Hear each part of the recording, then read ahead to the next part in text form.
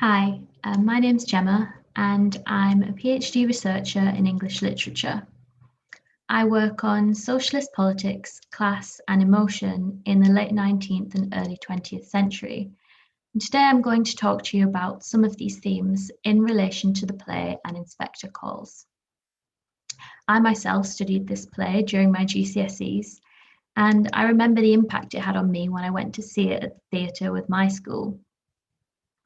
If you ever do get a chance to see it, or even to just watch a recording of it, I would strongly recommend it because you can appreciate the suspense and the drama that Priestley's script creates so much more when you're watching it being acted than when you're just reading it yourself. So on to the play. You'll know from studying literature that texts can be quite ambiguous, and so we can often interpret them in a variety of different ways, all of which can be valid if they're backed up by evidence. I would argue, though, that An Inspector Calls is one of the least ambiguous texts you'll come across, because Priestley is very direct with the political point he wants to make throughout. And he makes this point again and again to make sure the audience can't miss it. His key message, which we hear Inspector Gould telling the Burlings, is that, quote, "we are responsible for each other." The play, therefore, functions as a critique of capitalism, or at least of capitalism without a sufficient welfare system alongside it. How you respond to the play, then, depends on your political perspective. Those with an opposing view to Priestley, who was a socialist, so people with right-wing or conservative views, have taken objection to its negative depiction of capitalism, both then and now. However, this talk won't be focusing on the reception of the play, but on its social context.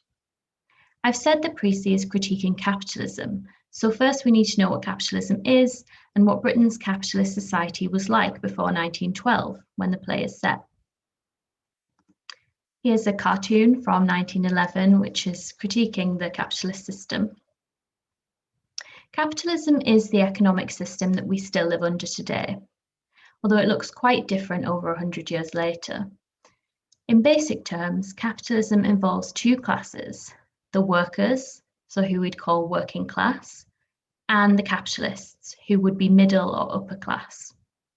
In the play, the capitalist is represented by Mr. Burling, who owns the factory, and the worker is Eva Smith, who must undertake labour for the capitalist in order to earn wages to survive. In a capitalist system, the goal is to accumulate more and more capital. That is, to make more and more profit. So it's in Burling's interest to pay Eva and the rest of his workers as low a wage as he can in order to keep the rest of the money that he makes, the profit, for himself and his family. Mr. and Mrs. Burling are strong defenders of this system and believe there's nothing wrong with inequality. They believe they deserve to be at the top of the pile. And as we see early in the play, Mr. Burling even thinks he's deserving of a knighthood. But Inspector Gould and eventually Sheila and Eric start to challenge this belief in strict social and economic hierarchy. As Sheila comes to realise, Eva is not just, quote, cheap labour.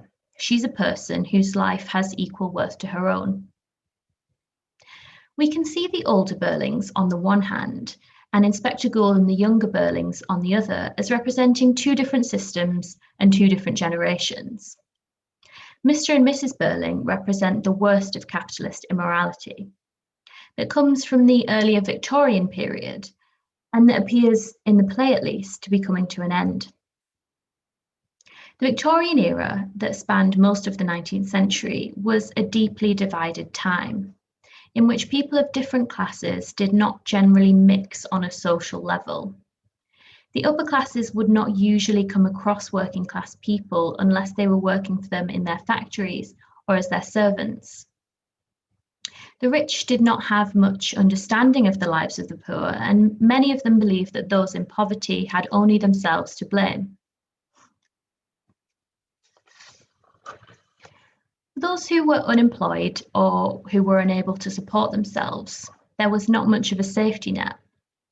Those in difficulty could apply to a charity for help, like Eva does to Mrs. Burling's Women's Charity Committee, with no success. Or in the worst case scenario, they could end up in the workhouse. In workhouses, destitute people were separated from their families and set to work long hours in return for a bed and very basic food rations. You will probably have come across the workhouse through Dickens, whose depiction of Oliver Twist asking for more gruel is probably the most famous example of the workhouse that persists in the popular imagination. Workhouses were just as grim as Dickens suggests, as they were purposefully designed to be punitive, that is, to punish people for ending up in them. It was thought that by providing help only in the most limited and unpleasant way, that people would be encouraged to manage for themselves, and that this would build good character, achieving better results than a more generous system. This approach was influenced by a book called Selfhelp by Samuel Smiles, which was published in 1859. Smiles argued that poverty was mostly a product of irresponsible habits and that people had a duty to look after themselves. We can see how this attitude persisted into the 20th century through Mr. and Mrs. Burling, who repeatedly argue that individuals should focus on themselves and that people like Eva are entirely to blame for their own misfortunes. By 1912, however, not everyone still thought like the Burlings. From the late 19th century, many well-off people started to question the doctrine of self-help and the punitive attitude to the poor, and began to realise that poverty could be a result of lots of factors, not least the fact that many employers paid starvation wages that were too low for people to live comfortably or save for hard times or old age. From the 1880s, trade unionism began to grow in more industries, and socialist societies also began to spring up, arguing for democratic equality and the redistribution of wealth. When Mr. Burling complains that people shouldn't listen to the Bernard Shaws and H.G. Wellses of the world, he's referring to two socialist writers whose work was widely read at the time. By 1945, when the play was first performed, socialist ideas had become significantly more mainstream, and Britain's welfare state was about to see its biggest period of growth, with the establishment of the National Health Service, the expansion of secondary school education, and the mass building of social housing. What had happened in these years between 1912 and 1945 to change the way that many people lived and thought? I'm going to draw your attention to a few important historical factors that help us understand Priestley's views at the time of writing the play. Firstly, we have the growth of democracy. In 1928, women over the age of 21 finally won the right to vote after decades of campaigning. You will have heard about women's fight for the vote, the suffragettes, and maybe the suffragists. But you might not know that until 1918, millions of working class men still didn't have the vote either, because there were rules relating to property which limited who could vote. The great increase then in the number of people who could participate in elections and have a say in government was a major change to a country that had previously been controlled by an elite minority who had little accountability to the people at large. Secondly, the trade unions. Early in the play, Mr. Burling references the miners going on strike, but he suggests that industrial conflict will soon die down and that strikes will become a thing of the past. As with most comments that Mr. Burling makes in the play, he's completely wrong. The biggest of the strikes to occur between the wars was the 1926 general strike, in which over 1.5 million workers left work in opposition to wage reductions in the mining industry. Trade union membership was high in many industries during this period, and workers were bargaining for fair conditions and pay, aware of their power as a collective force. And thirdly, the defining events of this period, which are of course the First and Second World Wars. The war effort brought people of different classes together to some extent, and began to break down the strict hierarchies that we see upheld by Mr. and Mrs. Burling in 1912. Having said that, much class division remained, and the difference in living conditions between the working and upper classes was enormous. A lot of the frontline fighting and the industrial work needed to support the wars was done by working class people. And by 1945, the majority of people, having struggled and sacrificed through the wars, felt not just that they could ask for better, but that they were owed it, that people who'd given so much should be cared for by their country and not be left to suffer in their times of need. And that brings us on to my final point, which is about parliamentary politics. The Labour Party was formed in 1900 and grew over the next few decades from a small minority group with only 26 seats in Parliament into a major political party that could begin to contest elections.